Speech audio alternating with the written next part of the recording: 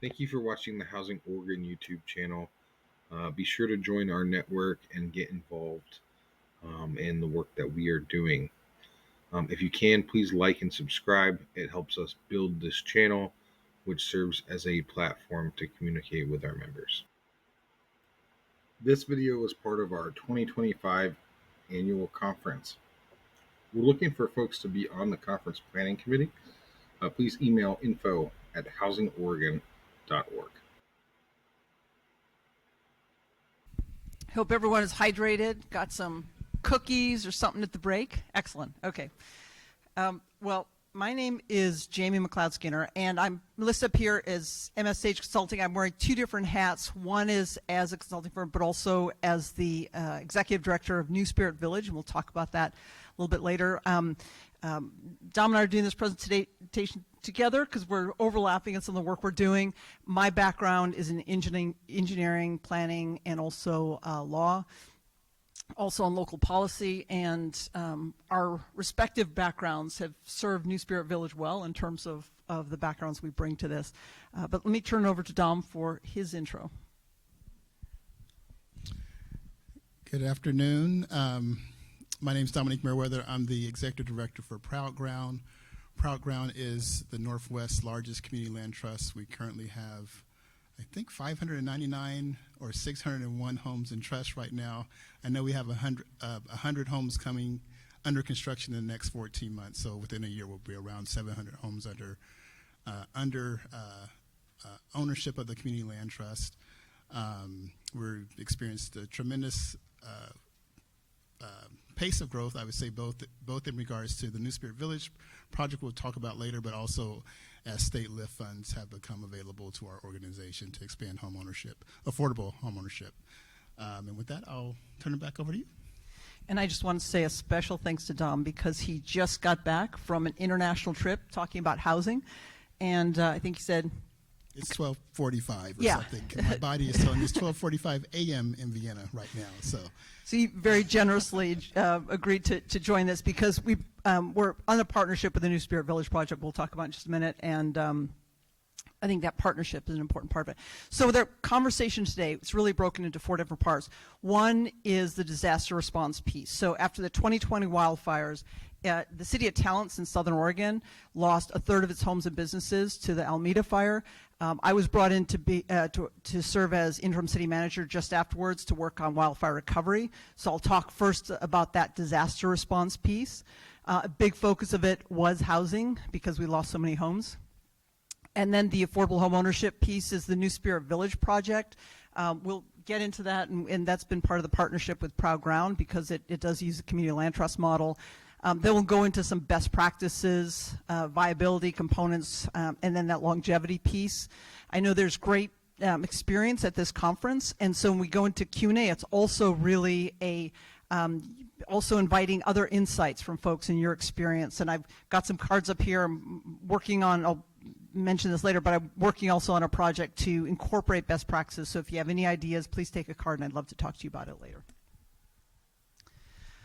Okay, so the first piece is disaster response, and I focus on wildfire because this was the work that I was specifically doing.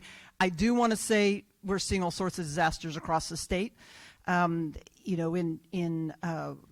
Burns, for example, they dealt with wildfires last year and this year with flooding. And so housing is still a great challenge. And of course, urban and rural, there's different challenges across the state.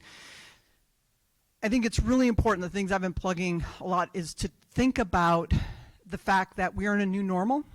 It's not about if, but really when, with some sort of natural disaster. And so as we're thinking about housing construction, that resiliency and incorporating that into our design and our development is really important. And then I wanted to start out with a little bit of description of the fire and just say, for wildfire survivors, trigger warning on some of these photos. So the Alameda wildfire started very quickly. It was hot, dry, windy.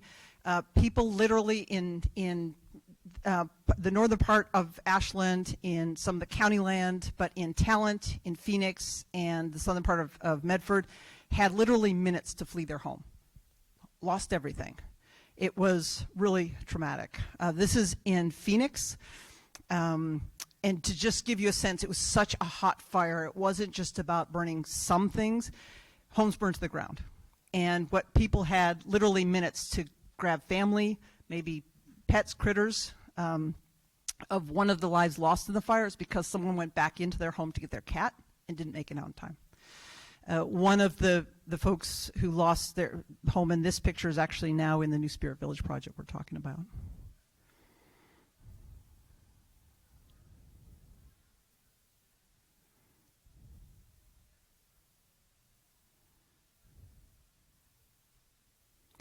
Notable about this picture, if you notice, it looks almost like water on the front of the dashboard. That's melted glass. That's how hot it was. This was the entryway to someone's home. That's all that's left. So those wildfires they just recently recognized the 5th anniversary.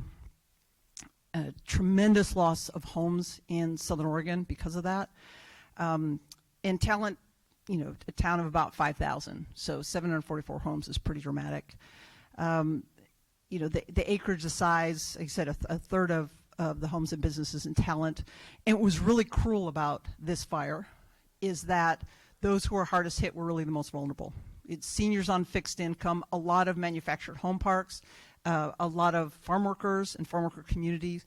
And some of those folks either could not afford insurance, so had no insurance, and many were not FEMA eligible. So when you think about after a disaster, at least there's some support from the federal government. Those resources were not available to a lot of the folks who had minutes to flee. So let me talk a little bit about Talent specifically. This is a map that shows the homes that were destroyed. I came in as city manager. The fire was in September. There was a lot of impacts to the city. There was things going on in the city just beforehand. Then there was a lot of turnover right after the fire. I was brought in to started in the beginning of January and was there for 6 months. Worked with an incredible group. The first day, I scribbled something on the whiteboard, and I kept it up there to remind me of priorities. So we had lost a lot of staff, so that team building piece, the community engagement was really key, especially when you think about those who lost their homes. Resource development, so those are things you think about in any crisis, but housing was really clearly one of the top priorities, and so we had to figure out how we got through that. So the biggest challenges, and we'll talk also about New Spirit Village, I like to look at both the challenges you face in projects, but also really overcoming them, which is why they pay us and what the value added we bring to really help them to solve these problems. So in the city, again, there were not a lot of staff to begin with, and some folks left either just before the fire, after the fire, and so when you most need those resources, those human resources, that's when the city was struggling the most. And the response to that, because you're a small town, because you don't have a lot of resources, you can't go out and hire big fancy firms, so you have to make do. And so we came up with a whole slew of things from IGA's intergovernmental agreements, utilizing consultants. There was a lot of volunteerism, which was really amazing, including a shout out to Gold Hill from the coast. They sent a planner over 2 days a week because city planning was a huge piece of this in looking at rebuilding homes. Limited resources, of course. The loss of housing was really devastating, and I've got a slide later on to talk about some of the temporary and permanent things that we could step in. It's not a benefit, but one of the opportunities, if you have a well-written code that allows for this, is when disaster is declared, I did actually an executive order to have some emergency measures that could be in place on a part-time. But the real staff piece hit on that fourth bullet was slow permitting. So in the city of Talent, the average, and this was with two planning staff, was 3 permit applications per month. 3 per month, small town. After the fire, that jumped to 50, and we lost both staff.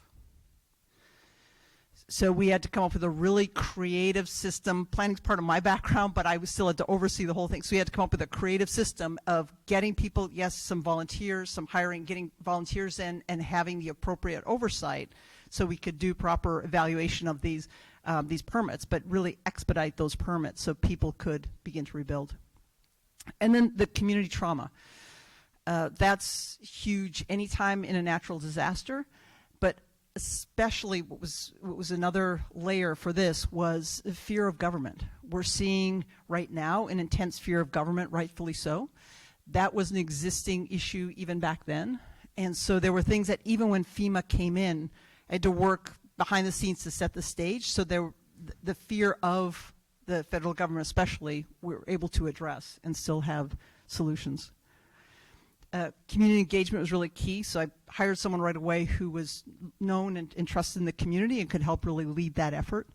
But some of the key things, even though it's a very small town, all of our city council meetings and our community forums all had both translation of materials and interpretation to make sure things were accessible and people were able to be involved. One of the really fun things, we had a town hall specifically on issues, invited FEMA to, and then had people speak and give their testimony. And many of the folks gave their testimony in Spanish. And it was really fun to see the look of shock on the faces of FEMA people, realizing that they had to use the interpretation services to understand what was going on. That little reversal it helped to shift their thinking, I think. So in the housing solution, in this case, some of the temporary, again, I was able to do an EO to help people at least have some place to stay and be flexible on some of the standards that were in place. Transitional housing for FEMA eligible. What I found is that there's a lot more hand-holding required than you'd realize, because FEMA said, well, we contacted some of the burn scar areas, some of the mobile home parks, and they said no. And so I would have to reach out personally and kind of find out what was behind that and help to bring people together, bring in consultants, and do a lot of matchmaking. So a lot more hand-holding is needed. We had to do temporary use permits. We had to put some things in place, work very closely. I had an outstanding planner come in and lead our efforts. That was helpful in being really creative about solutions. And then during that 6 months, we also update our municipal code, which is no small thing. But we're able to leverage those FEMA investments and then also facilitate partnerships. We've got some amazing partners. CASA's doing some great work. Coalición Fortaleza, there's a bunch of really great organizations in Southern Oregon doing work. And to bring people in, help to figure out what their challenges were and problem solve and move forward was a huge piece of it. One of the other things that come up, and this is true actually in fire or in floods, is that the soil testing. In this case, in a burn scar, you have to make sure that there's no toxins. Typically, this is something that the county actually organized for the whole region, which was really key. And then just a quick shout out, an amazing group of folks, both the staff, the council, community volunteers did a really phenomenal job and helped to move that forward. So as I actually live in Central Oregon. As I was driving back, while I was still in the city, I got this call from someone who left a voicemail. When you're responding to crisis in a management role, you're working 14-hour days. It's just insane. I got this message from someone, this person called Catherine Thalden, who said she wanted to help, and that's really great. I mean, the amount of community involvement and commitment, volunteerism is always really heartwarming. But I was thinking maybe she wanted to serve on a committee or volunteer, so I didn't get back to her for a couple of days. And when I finally did, I said, here's some ideas on ways you can get involved, or can I refer you? She said, no, my husband and I, we used to be developers, we're now retired in Ashland, and we want to build some housing. And I thought, that's great. I mean, there's committees you can serve on. She said, no, we want to donate about $1 million to housing. So that's suddenly a different conversation. And you're also regretting not having called the person back sooner. The council was really excited about building houses, but any of you who are developers knows there's a lot of different components to it. But I actually then drove the Thaldens around. We were trying to find a site in Talent, weren't able to, ended up finding something in Medford, and then started the process of, started the New Spirit Village project. Now, I was just at one of the conversations and one of the panels I just was participate in talked about all the planning you want to do ahead of time. So I can emphasize now that that's an important thing to do, because there was not some of that understanding. And the Thaldens had worked in the private sector doing a lot of this type of work outside the state. There were some different things here. Initially, they asked me to just help convene a community group, and so I was happy to do that. I became executive director later. But we started out with this vision that they presented. And so they were talking about affordable home ownership that was accessible. No problem. And we often talk about affordable, but I do want to flag something about language. And this came up in another panel. So here in Portland, we talk about affordable housing. That makes sense. If you are in John Day, affordable is not a good word to use. We can be talking about the same things. And a shout out to Nick Green, who was the city manager. I sat down with him several years ago, and he was talking about the affordable, not affordable housing. He was trying to help move forward in John Day. Different parts of the state, especially in rural areas, especially in this very political climate, we use different language in different areas. Just a point of note. But we called affordable home ownership community-driven design, and that was really key too. So we've had over 100. It's an ongoing effort we have right now. One of our great partners, Access, is actually in the room. They've been a key part of our ongoing community-driven component of this project. And then the energy efficient, fire resilient. You're thinking of, in many cases, folks who experience this trauma, they're very concerned about that piece. So the community-driven design, we actually have bi-weekly meetings. We've got one coming up this week, it's problem solving as we go. The group leans into continuous improvement. We've had all sorts of aspects on input on design, and it was during this process that someone was saying, well, how do we maintain long-term affordability? And one of our great partners, Pam Marsh, who's going to get an award, I believe, this evening, very well deserved, for her work in housing opportunities and affordable housing. She was part of these conversations, and she said, you should talk to a group called Proud Ground up in Portland, because they do this stuff. And she started talking about that community land trust model. So this was really kind of a stone soup model we learned as we went along. But we're also continuously putting in design changes and incorporating and learning as we go. One of the things now, we've got homeowners in, we're identifying some of the challenges they're facing and working on that component. And then just a couple of things to give you a sense of the project. We're talking about 87 units. There's not a pointer on here, but just to the right of this is a city park. The project is, it's in Medford. It's got bus stops nearby. It's got, shopping and grocery stores nearby. Just a couple quick details. It's like an 8-acre park that's nearby. We're looking at between 80% AMI to 120% AMI, and did get some LIFT funding for this. And so just a shout out again on the different roles and the key funders, including OCF, Oregon Community Foundation, Proud Ground, City of Medford, United Way of Jackson County, and the Thalden Foundation. Some of the funding, some of the financing of funders. Okay, so thanks to all those folks. And then here's where when Proud Ground became involved in the project, and then there was leadership change, and that's when Dom stepped in, and so we've been working together now 2 years. And I really love this quote, because anyone who's done any project knows there are challenges associated, but it's really that overcoming them piece. And our partnership is what makes this project really special. And so we've had some challenges that we faced along the way, but also overcoming them has been really key. And now I just want to turn over and invite Dom to share on some of these points, and then we've got some other kind of brainstorms on how we've gotten through some of this stuff. You got it. So I think like if we're talking 50,000 foot level down, probably one of the biggest challenges that we faced as Proud Ground is that our community land trust, we have been focused on permanently affordable housing, but this was a disaster recovery project from its inception. And so trying to fit a homeownership model into an area that had been devastated, and you saw some of the pictures, and to sort of bring the community and people back to some semblance of life, but from a disaster recovery model using homeownership dollars.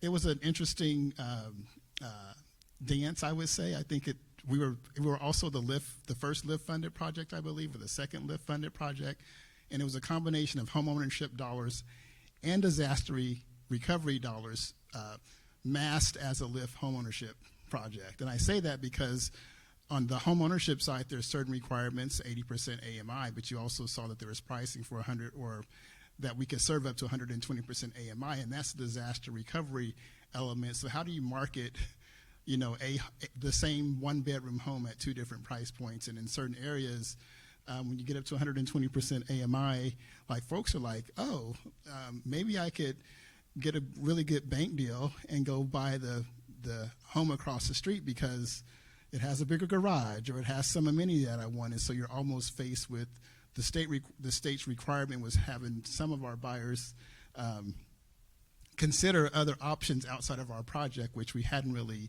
anticipated.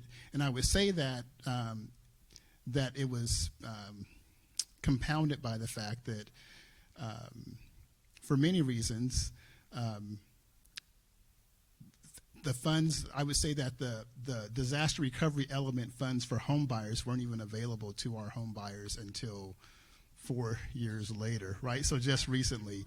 And so we're working on this disaster recovery project for many, many years, and getting buyers set up, and it's like, well, where's the HARP funding that these buyers were promised? And it's like HARP just became available this spring. And so from a big picture standpoint, I think probably our biggest challenge from Proud Ground's perspective is that this was a combination of homeownership and disaster recovery, but then some of the disaster recovery programs hadn't been tested yet, and so we were all somewhat of the guinea pigs.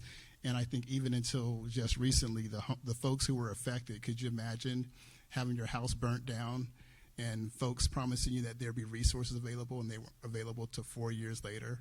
I mean, just think about that. So we've been working through and trying to overcome all of those things, but I just want to set the picture, like from a big picture standpoint. Our experience as a community land trust was tested because this was really a disaster recovery project at its core, and homeownership just happened to be the element to bring people back to some semblance of life and survival. So from there, I think, and I appreciate that before I came, there was a huge team that engaged community, and so we got to hear from everyone. We got to, as much as we could, we tried to understand who would it be that would be purchasing these homes.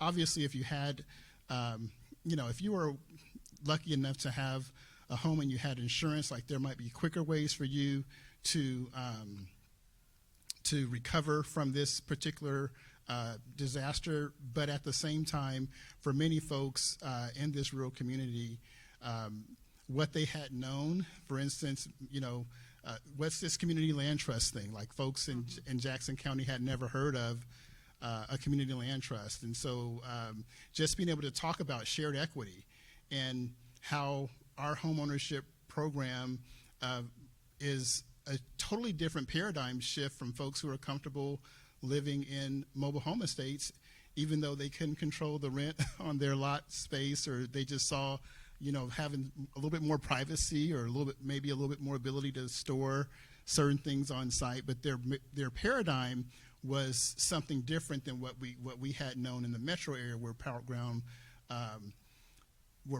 had existed. And so although they were in need, like sometimes when you're stressed, like being able to be open to other concepts that might ultimately be better for you is a hard thing to do, because you're just trying to like figure out where my kid's going to sleep that night, et cetera, et cetera. So I appreciate that there was a lot of community engagement around that. When we're talking about challenges, I think because as was shown on a slide before, from our role as a community land trust, whether it's LIFT dollars or other publicly funded dollars, they're looking for the long-term steward of not only the land and the homeowners, but also the specific grant requirements, whether it be a 40-year affordability requirement or something else. For this project, we have two different sources that have different requirements that don't match. And so, whereas, the LIFT funds required certain things, the city funds required something different, and just trying to negotiate how can we get both of those groups to honor why we're here in the first place, and that's disaster recovery. So how can we figure out a way to make some of these things blend together and work together better? But I think, and we've been successful at doing that, and there's still some hurdles down the road, but just, different requirements around affordability, different requirements around AMI levels, all those things came into play in this project. And so that was another challenge that we had to work through. And then I think also probably the one other thing I'll mention is just construction financing for CLT homes. And I was talking to a person who's facilitating a different panel tomorrow, and we were talking. I said, well, one person that's missing on your panel is still the banks that want to do construction financing for CLT model homes. And when you think about a community like Jackson County, where things are done on a handshake or at the neighborhood coffee shop, oftentimes, and I'm a resident of Vancouver, so that's how we do things across the river over there as well. Like just having that those deep community relationships matter. But the local banks that you might go to for your mortgage or for your your RV loan or whatever it might be, a HELOC, a car loan, your credit unions, they also weren't used to this CLT model. And you're like, oh, so we might be interested, and then those damn LIFT documents get in the way, right? I mean, let's just be honest. Much appreciated. No offense, no offense to OHCS, but again, being one of the first groups to actually test out the homeownership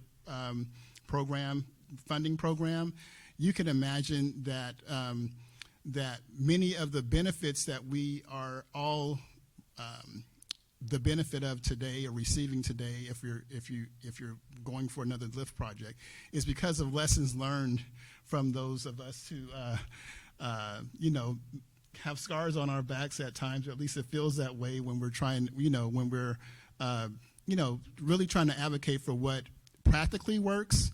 Like legally, this is how you might want to have it structured, but this is how it works in the real. This is the impact on us in the real world as practitioners. And so, as we learned in our last session just a few minutes ago, there's more LIFT changes, right? And part of that is because of experience.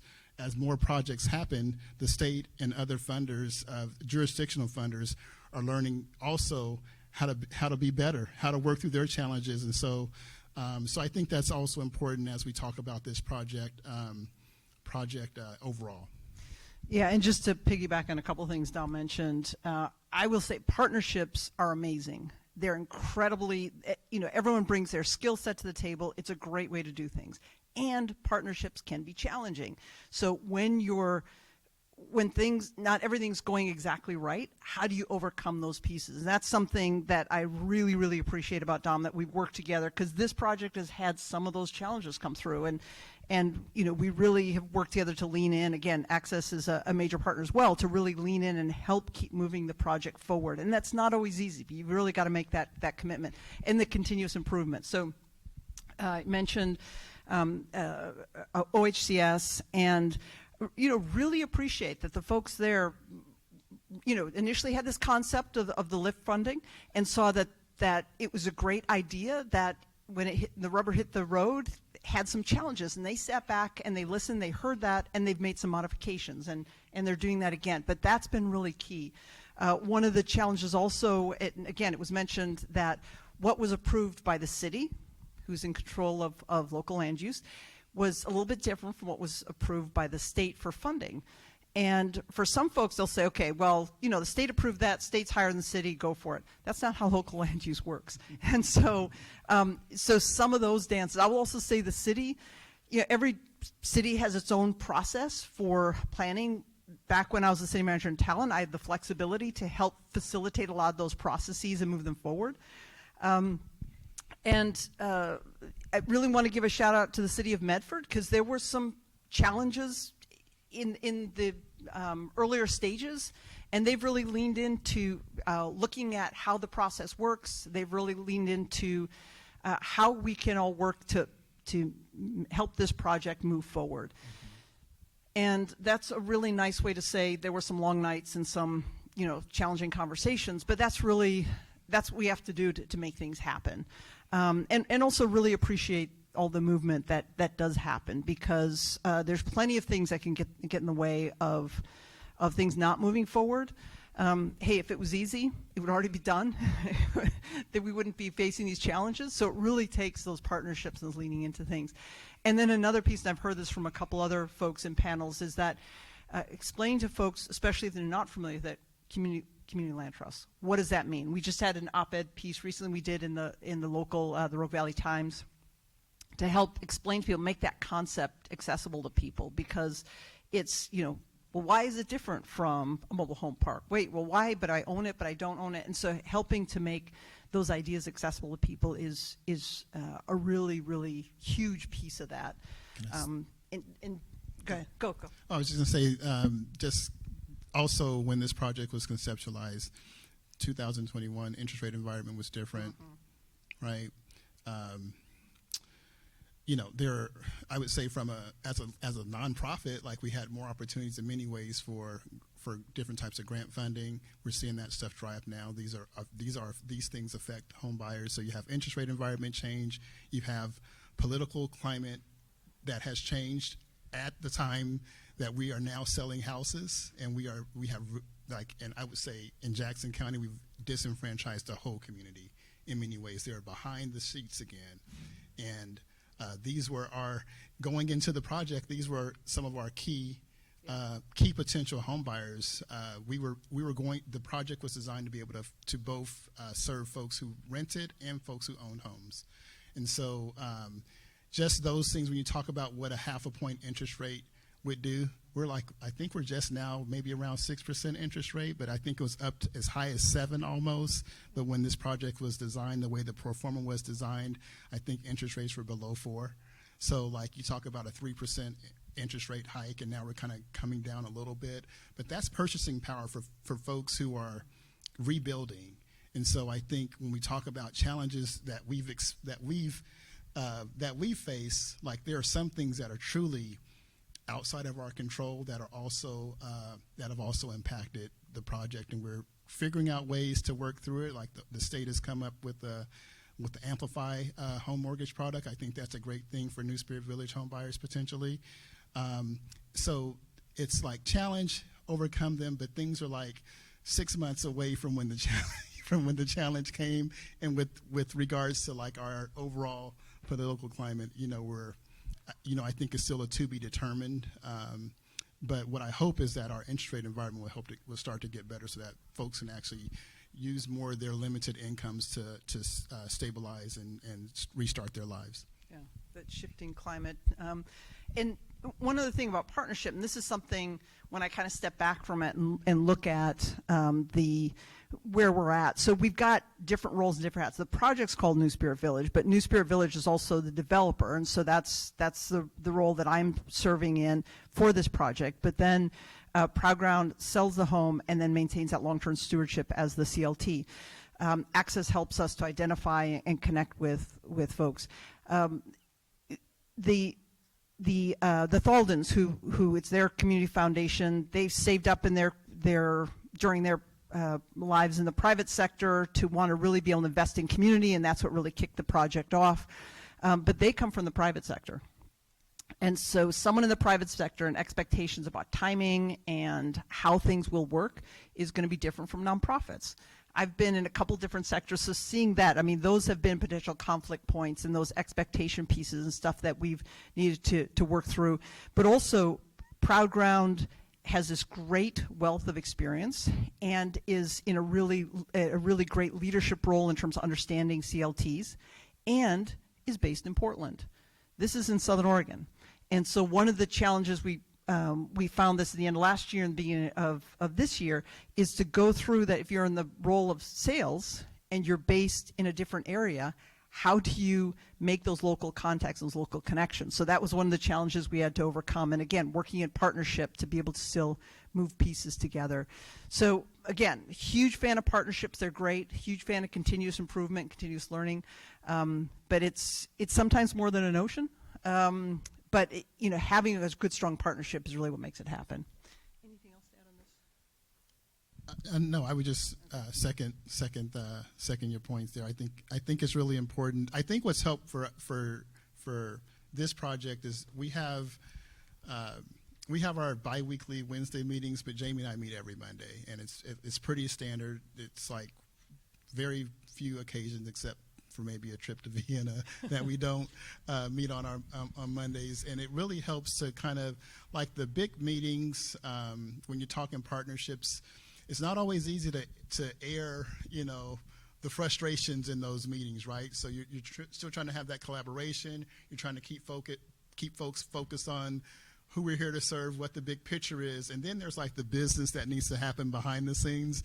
And so the Mondays are where the business that needs to happen behind the scenes, almost like our own GC's meeting if we're at a construction site, but it's just between the two executive directors to really kind of help us take things back to our boards or talk through how we can work together better, or what, like, here's my priority, what's your priority. That's usually how we start things off with the conversation, so that we both can be heard. And I think, even between us, I'll be a little candid and say, like, it took us some time to get there, right? Mm-hmm. It really did.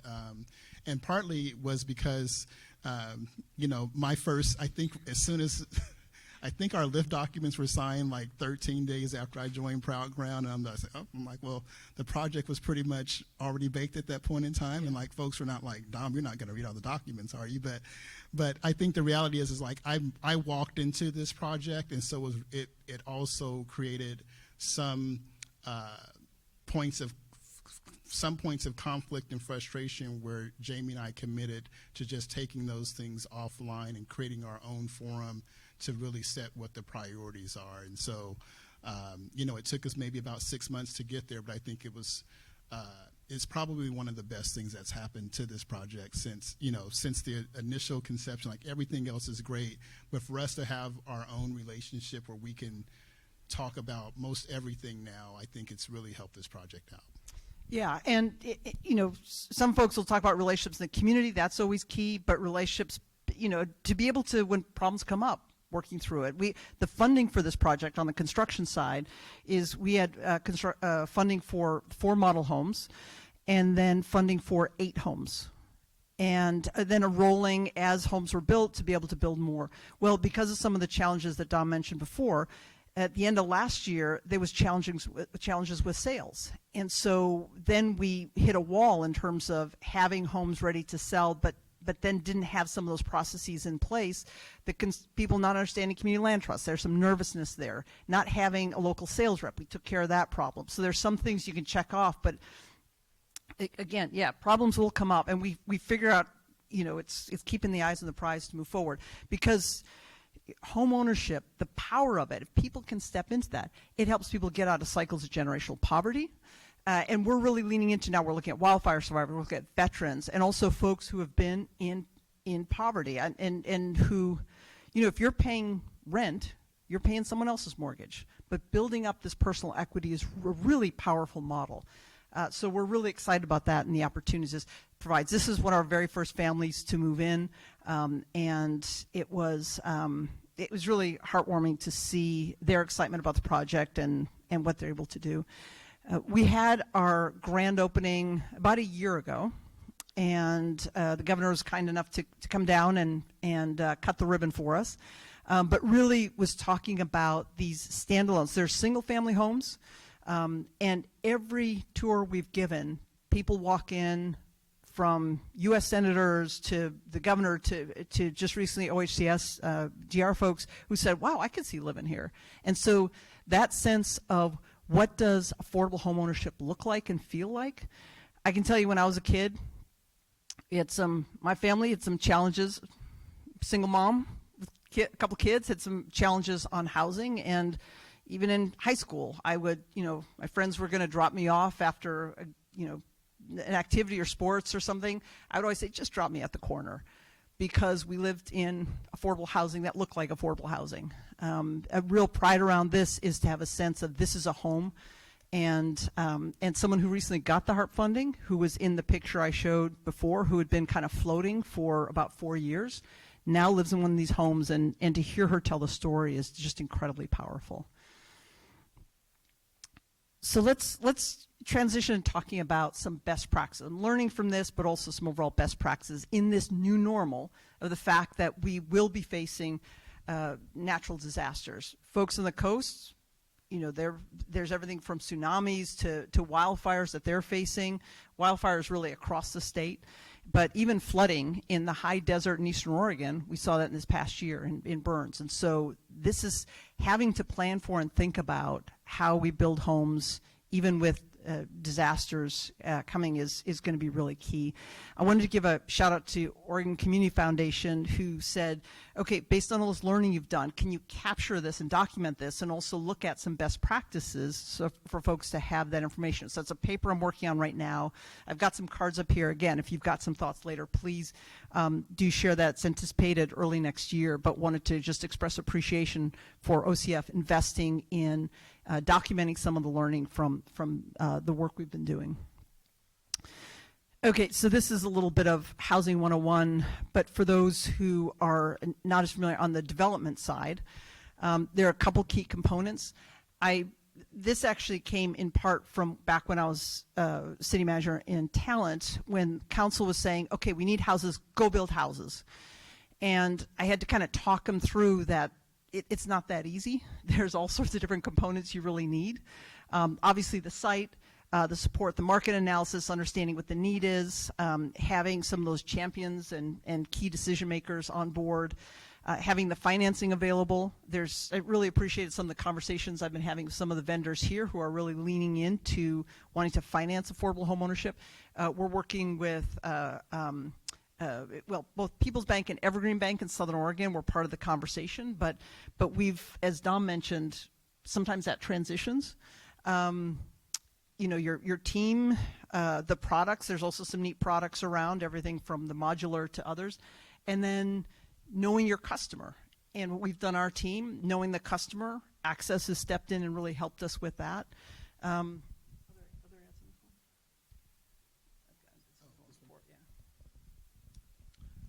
Nothing more really to add here. I would just say that as the projects come together, the priority or the importance of things shift a little bit, but all are important to keep in front of you at the same, all at the same time. Especially, I would just say they all are. Like location matters, obviously. It's like location. But as a CLT, like our focus is typically on, well, I would say 3 through 6, because for us, it's not just about like stewarding, one, we're also a certified homeownership counseling agency. So like we see folks from the very beginning through to getting their home, and then we have the stewardship elements afterwards. And so, people and customers for us, like it's just one body of folks, and then product is what we are stewarding over the long term. And so I think from a development standpoint,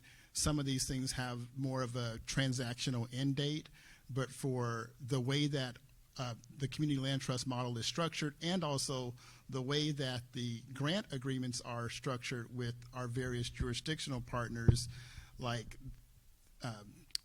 4 through 6 are like carried on for at least 40 years at a minimum, and 99 years on a renewable land lease. So many years after I leave this position, if not this place. But the reality is, one of our goal is to ensure that the city of Medford and Jackson County has affordability and homeownership forever. And this is what New Spirit Village is doing. And then some other key developments. Again, there's the pre-development piece, development that we're in right now, and mentioned a lot of the pre-development pieces of it, but infrastructure, not just not just for your project, but in more rural areas? Is there a sewer system to tap into? I mean, there's often a lot of infrastructure issues around you and surrounding you. That was a case here where stormwater was an issue, and actually, fortunately, the state was able to step in and help the city who had stormwater issues in that area, and that area is looking at developing out. And then once you actually have your product, then it's all those pieces, the marketing, sales. Again, there's been some learning in this case for us. Support services. Actually, in our biweekly meeting, initially the conversations were more about, ADA accessibility design and energy efficiency, and now we're more in this piece of, now we have homeowners in. What are the challenges they're facing, and how do we help address those? Yeah, and I would say the occupancy piece was probably one of the biggest awakenings for Proud Ground. We have two realtors on staff that serve the metro region really well, but they don't serve Jackson County, and we didn't serve Jackson County really well. So what we decided to do, and it was a very intentional decision because one, there's a financial commitment that we have to the marketing and sales piece, was to bring in a local realtor to really, do the have consistencies of open houses, he understood who our buyer population was, because he's worked with first-time home buyers, and that's really the core of his business. And so, although, in many projects we wouldn't have hired an outside seller's rep to do this work, it was very important for us, one, to have that consistency of representation through open houses and marketing and other materials, but also for us to get a pace of selling and closing houses. Remember, like 4 years later, people were like, that stuff is never going to come together, and then it's together, and just trying to figure out how to really plug in or get over that last barrier of fear oftentimes. And the person that we have on the ground is really compassionate, and compassionate, one, but two, understands what, the community land trust model, to where and has created a very good dossier of questions and answers, and just using technology and things that we really, as a staff of 11, we struggle to do. I'm still kind of new to this AI thing. I think it's great. I have a person on my staff who is very leaning into AI, and I'm just not, and it helps us with marketing materials and things like that. So to have someone on the ground in Jackson County who really understands that market, and also understands the project and understands the community land trust model was a real intentional effort that we made to overcome our biggest challenge back in December, which was selling houses.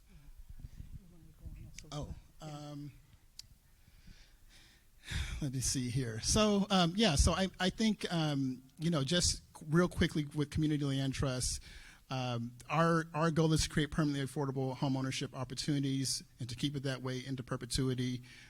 For most of our home buyers in this project, they are coming in with very little down, and when I say very little, like maybe $500, sometimes zero. So what the trade-off to that, however, is obviously shared equity, and so that really is a barrier that we've over 25 years have become accustomed to addressing.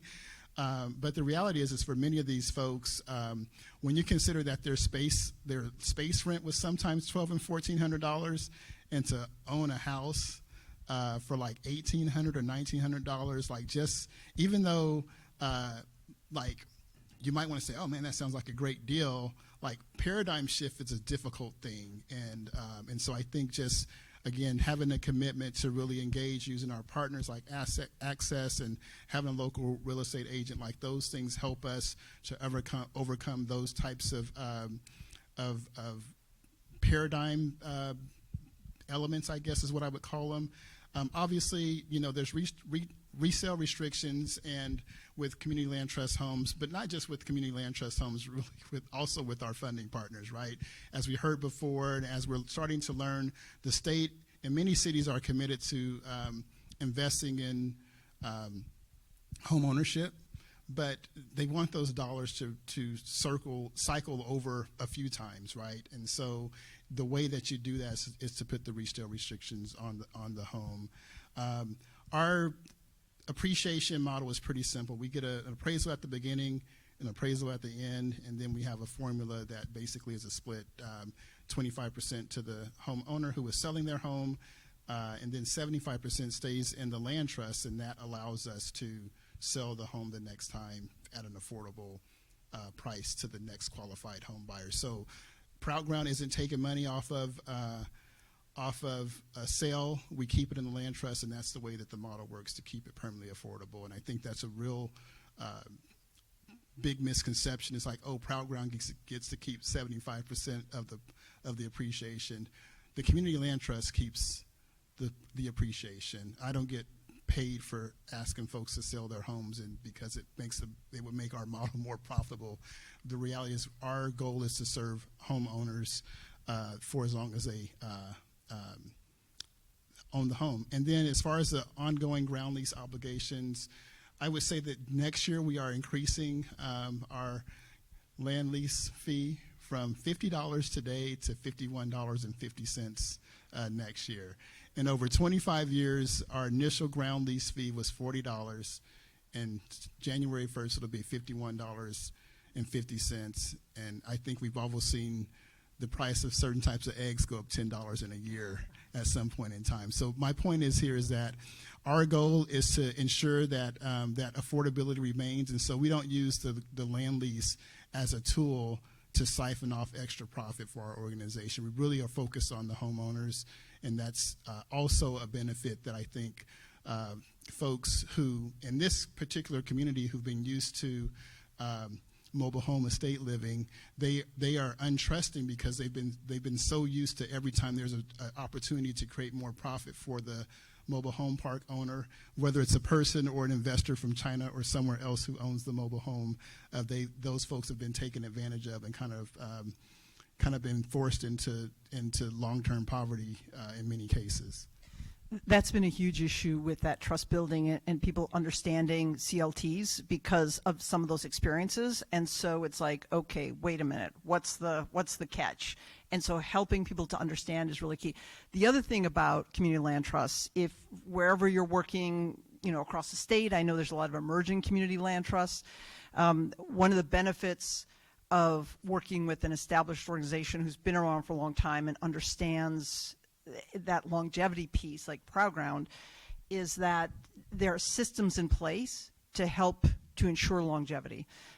Some of the newer land trusts that are developing, community land trusts, it's just really important as they structure and as they develop that their systems and how they are, essentially the contract they're writing with folks is able to look into the future and make sure that that's a sustainable model. That's really critically important because with, a lot of folks are interested in developing local community land trusts. That overcomes that challenge of, say, doing sales or stewardship when you're far away, when you're on the other side of the state. The flip side is if you don't have a healthy system in place, then you may not be sustainable. Go ahead. Yeah, I would say, many folks have there've been some mention of the Grounded Solutions land lease, and that's also the model that we do, so I'm not bashing Grounded Solutions. But the reality is like the resale piece of the community land trust is very arithmetic, right? It is a formula, whether it's 2% annual appreciation or some shared equity split. Those things are really formulatic, which makes it easy. But what do you do when the person's spouse has died? They got to sell the home, and they're calling you asking for support. And was there a living trust? Is there not a living trust? What do you do when there's a divorce situation? Like, there are real life things that are happening to all of us, and they also happen to our homeowners as well. And the ground lease isn't going to tell you how to deal with that. Right, and so if your infrastructure as an organization isn't set up to do that, then who do your homeowners turn to, right? And so I appreciate that there are that community land trusts are expanding in Oregon. I'm not against that at all, but I would say that as the community land trust, if that's who you're working with, or that is what you are, then the reality is your infrastructure needs to be able to handle some of these real life situations that we all face. And for our homeowners, because of there still have some limitations to resources at times, right?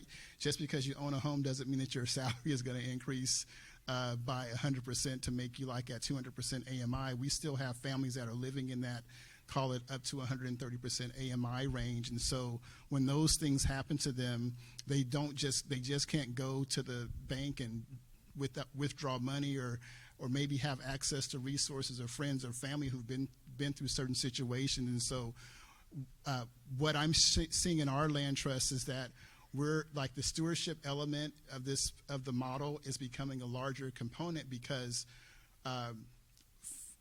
in today's pricing world, especially when you talk about medium home prices, like these are forever homes. Folks, 20 years ago, folks were buying these homes and they're like, I'm going to buy this home, I'm going to stay here for 10 years, I'm going to take my $75,000 of equity out, it's going to be enough to put 20% down on another home, and that's going to be my forever home. These homes we're constructing, and I appreciate the way that the Thaldens have constructed these homes given their experience, these are constructed to be more permanent homes. These are not cheaply built transitional homes, because we understand that folks will be here for a long time. And so my point in saying all of this is that the obligations, sure, there's obligations to the ground lease, but there's also an obligation to the folks who live in these homes that we try to steward as well. Can I just go ahead? Go ahead. Yeah, this is the last slide, and so we'll go. Let me do that, and then we'll go to Q&A input. So just in a nutshell, some of the best practices. So that having a vision piece up front, that's also really important because it's your North Star through those challenging times. It brings you back into making sure you're focused on problem solving and addressing a need. The relationship piece, promoting equity. We talked about that. You need cheerleaders in your team. You need to have those times, some of those private conversations and those public conversations to help move things forward when they get stuck. Having a plan, having metrics. What are your measures of success? That's really important, again, to make sure you're moving forward and addressing, make sure your project is viable to start with and has those opportunities. Getting the resources, so shout out to all those organizations who are helping with that. But those are challenges that lie ahead. And so making sure that we're thinking through, and if there's gaps, how are we filling those gaps? And then ultimately being a problem-solving team, continuous improvement. You will have challenges, you will have headaches, you will get stuck. So that's why the relationship piece is so critically important to move forward. And with that, invite questions, but also insights. What were we missing? If you've got other things from your experience, please share those as well. But why don't we, kick off with you.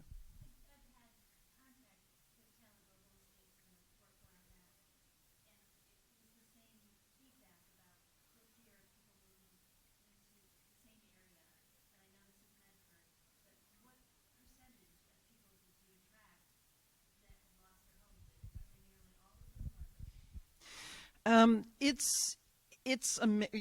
You want to? I think the honest answer is we would love to have more than what we expected, but I think some of those things were not necessarily in our control. Like 4 years to bring product to life because of challenges with just differences in what the city wanted, what the city funding was, what the state funding was. Being the first, bringing in infrastructure to a very like it's in the city, but the infrastructure wasn't there.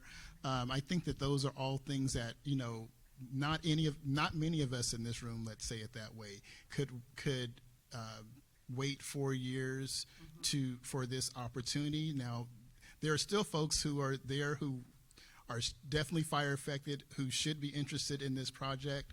But the reality is, I think, is after 4 years, just human nature is like, I gotta house my family in something now, and had the timeline been what was initially envisioned, this would have, as far as like percentage of folks who were fire affected, it would have been much stronger than what it is. Also the HARP funding. Yeah, and also the HARP funding, like that's a big piece. When that program, federal program, given down to the state, when the infrastructure there isn't ready, see the 10 minutes. When the infrastructure there isn't ready, it is really hard to, like, where is the resource to allow folks to become homeowners when, you know, a HARP funding recipient, they could have they could buy these homes today for cash and have no house payment. But when it takes 4 years to get that infrastructure in place, it really is a travesty, compounded travesty. And for those who are not familiar, there was in 2021,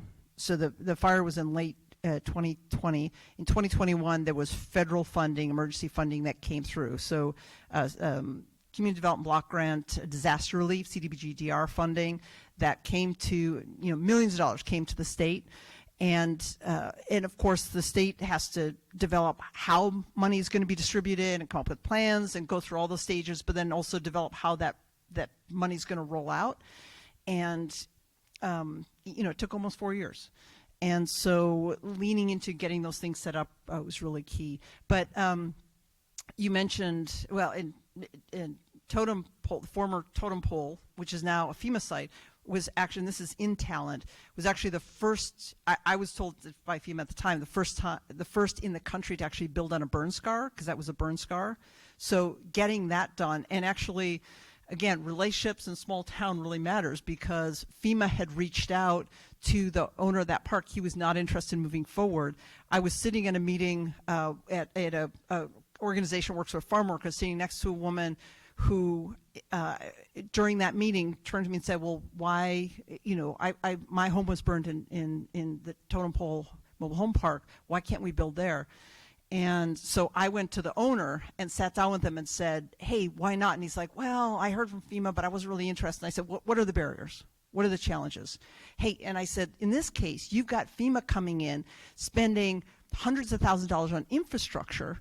Imagine how good that is for your site. You've got nothing there now. It's all burned down. But the federal government will spend millions of dollars. You'll have these homes come in. People can either, you know, sell those homes or keep those homes. And I sold him on the idea because he was going to get millions of federal dollars to improve his property. So suddenly he was interested. Then it's like shuttle diplomacy, going back to FEMA, saying, hey, why don't you give him another call?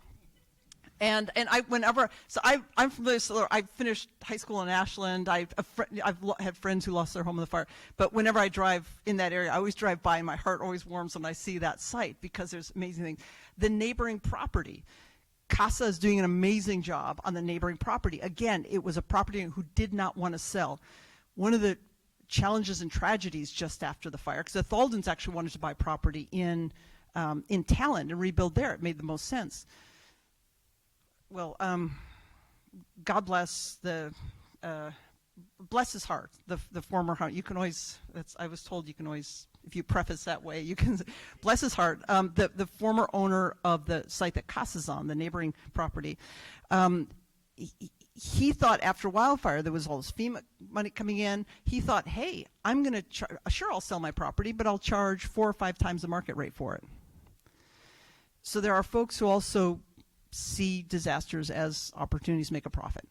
And but on that site, we were able to, then as city manager, work with my planning director and come up with an assessment that people could rebuild what was burned down, because usually a lot of cities have, you know, you have to build up to code with everything. And yes, for safety reasons, you know, building code, the safety measures, we had those in place, and those had to be up to current code. But we had an interpretation in the city that we were able to work on and get established, that if your home was lost in that fire, you could rebuild to what was there before, even if it didn't meet current code. As I mentioned before, we actually went through a zoning code update during that time. If you've ever been through that, that is an intense process. We did all this in 6 months. It was an amazing staff and team that I work with. They were just incredible. But we got those measures in place so that people could rebuild as quickly as possible. But then it took great organizations like CASA coming in and actually doing that work. But you're in the position where you can do a lot of essentially shuttle diplomacy. We also had some forums where virtual forums, because this is also during the time of COVID, not to whine about problems, but where we brought in affordable housing developers from across the state and local folks in a virtual forum to just brainstorm and problem solve. And out of that came a developer who actually then developed a project in downtown, an affordable housing project. The name escaping me right now. But if you think about what you're trying to accomplish and you work together, and then you also think about what can be, you can find barriers, plenty of barriers, but what can be, or what's stopping things from moving forward. Think about that and help move that forward. That's what you can do in those situations. Yeah. Yeah, go ahead.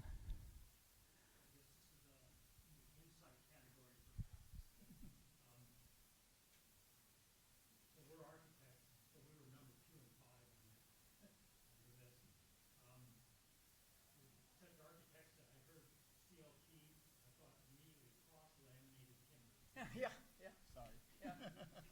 I do the opposite. Don't use acronyms. Yes, thank you. Community land trust.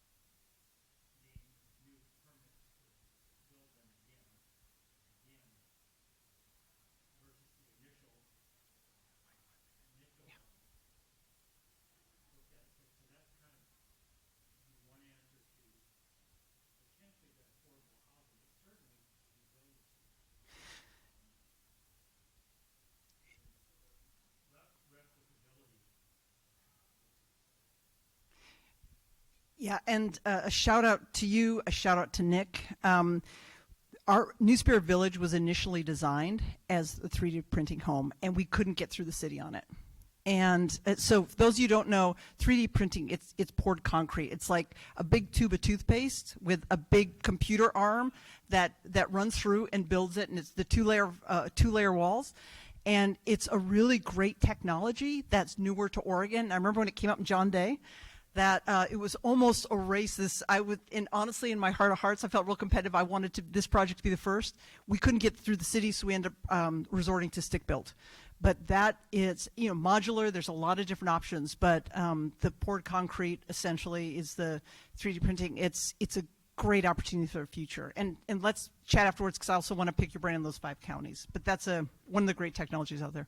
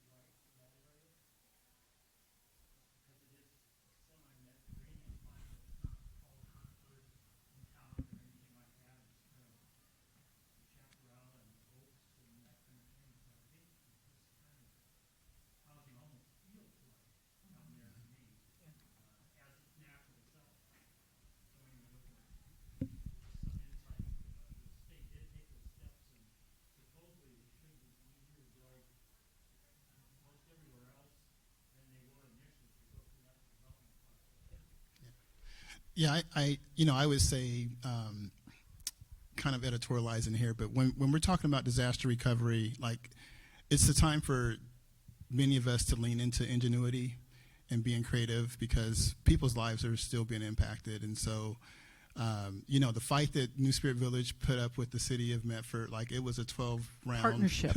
Evolving partnership. I'm being honest. It was a 12-round knockout. Appreciate all their, and they're really leaning into it. So that partnership is awesome. It's working, but as as your slide says, this is becoming a part of our new normal. And that makes it more the time to lean into creative measures to make sure that people's suffering can be as short as possible when they're trying to recover from disaster. Yeah. And I do want to say we're at time if you need to leave. If you want to still ask questions, we're still here. But kudos to all of you and the work you're doing. Hey, if this were easy, it would already be done. And we are all doing work such that people we may never meet have a home, can care for their family. It's a really amazing thing, this work. It sometimes is challenging, but it's critically important. So thank you all for all you're doing. And like I said, I've got some cards here. If you got any ideas or want to share other best practices, please come down, grab a card and share those. But thank you all for being here. Appreciate it. Thank you.